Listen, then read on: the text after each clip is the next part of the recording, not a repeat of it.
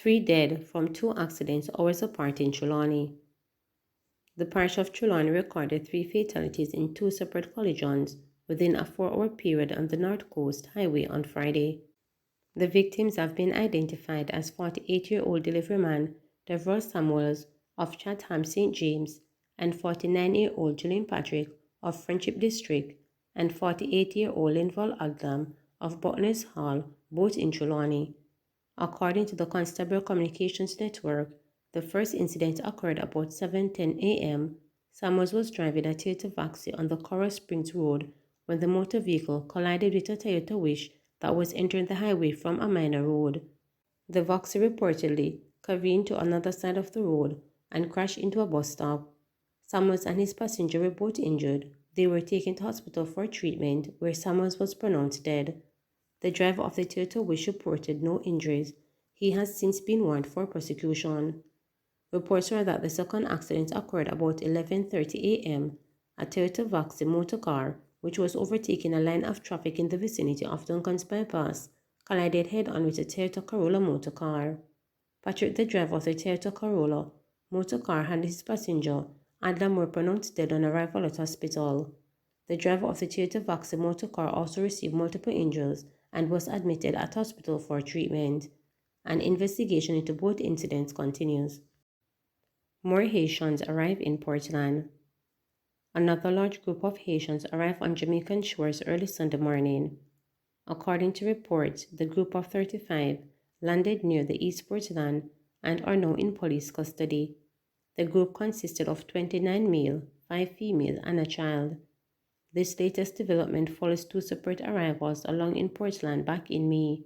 At that time, more than 16 Haitians were picked up in Anchovy Gardens area of the Port Antonio in a vehicle that reportedly developed mechanical problems.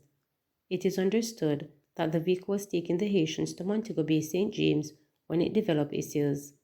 Residents in the area reportedly went to the driver's assistance, but he allegedly cautioned about the level of assistance and individuals called the police. The driver and the Haitians were subsequently taken to Port Antonio Police Station. Westmoreland DJ charged with assaulting woman.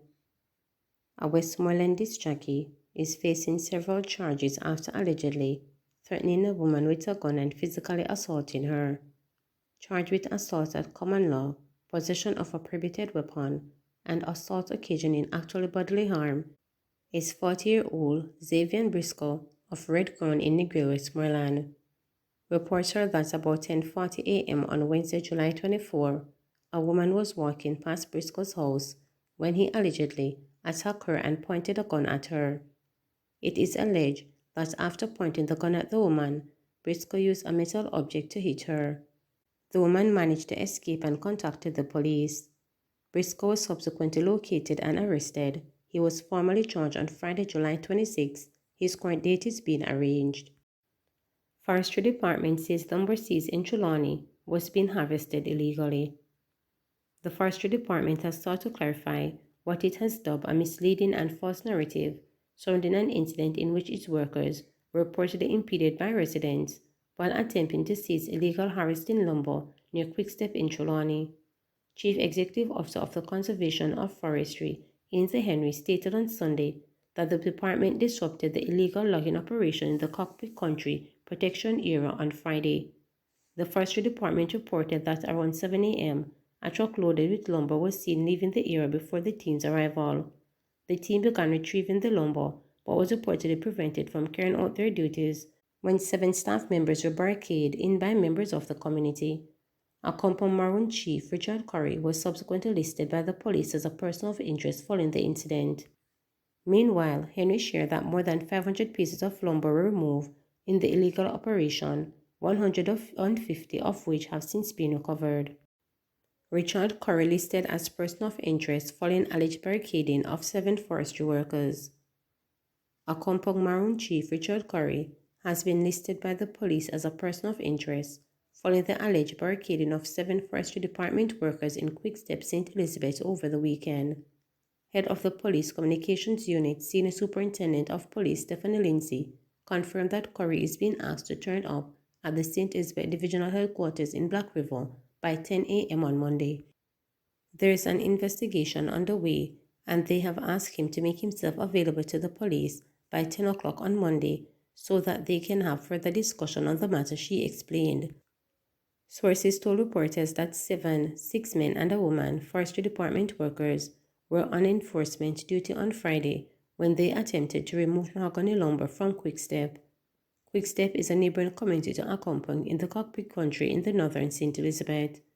According to Lindsay, they were in the area conducting reinforcement when they came upon the mahogany. They got a truck to remove the lumber, and that was when they were attacked and barricaded in the area. They weren't able to make contact with the police until late in the night. The police sent a team, and that team was barricaded in, and it was Saturday afternoon when Superintendent Minto did a coordinated operation with members of the Jamaica Defense Force and the fire department, and they were able to rescue the individual, she added. However, Corey took to social media to question the actions of the Forestry Department. What is the Forestry Department doing with mahogany, solid mahogany? You know how old this tree must have been. So when our people have the problem, we raise the problem. It is as if we are the obstruction, he stated. Pressure on the police. Gangsters are continuing their deadly feud in this western Jamaica district despite several measures implemented by the police to contain the ongoing criminal activities within the space of Green Island, Hanover. Assistant Commissioner of Police in charge of Area 1, ACP Genford Miller on Thursday, named the Logwood area as one section of Green Island that had been impacted by gang conflicts for several months. Notwithstanding the operational activities and the strategies that the police have implemented in that space to try to keep persons safe, the criminals continue to find ways and means of killing each other, said ACP Miller during an interview with reporters. As a result of that, we continue to impose strategies and continue to have a presence within the Green Island policing space. We have to impose round-the-clock policing presence there to actually prevent the gangsters from shooting each other and claiming the lives of innocent persons, added ACP Miller. On Thursday, the police extended a 48-hour curfew in sections of Green Island, which will last until Saturday at 6 p.m. The curfew is an extension of a similar measure implemented last Tuesday. Despite the implementation of the curfew on Tuesday, a man was reportedly fatally shot at his house in Longwood. While ACP Miller was unable to give details of Tuesday's killing, he said that police intelligence had suggested that there will be reprisals and counter-reprisals. He said this was the reason the police applied for an extension of the curfew. Noting that murders and shootings continue to be an issue in the parish, ACP Miller said measures implemented by the police are aimed at maintaining law and order within the area, but they need the support of the residents. Our intent is to ensure that persons are safe, and we want to reduce the incidence of crime.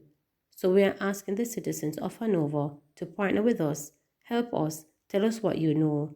Help us to get rid of the criminality within the Hanover space, especially Green Island. We need to bring it back to a level where persons feel free and comfortable to live, work, do their business, and raise their family, stated ACP Miller, as he charged that the only way that gangsters can solve this issue and their problem is taking it out on each other with the use of firearms. Since the start of the week, the parish had recorded 3 murders, 2 of which were committed in the Green Island policing space last week. ACP Miller explained that the 2 committed in the Green Island area were gang-related, while the other committed elsewhere in the parish was as a result of domestic dispute. Approximately 35 murders have been committed in the parish since the start of this year, with the majority recorded in Green Island. ACP Miller said the Ants Nest and Dam Road gangs are the 2 major gangs within the Green Island area, and they have accounted for the majority of the issues. Notwithstanding, we would have apprehended several of the gang members, but it appears as if they continue to recruit other persons within the community. They are getting support from other communities by virtue of what our intelligence is suggesting, and we're discouraging persons from being members or joining these gangs. It does not pay. So we need the citizens of Hanover to speak to their family members, especially the young men, encouraged ACP Miller. The senior officer said several community outreach initiatives have been implemented by the Hanover Police.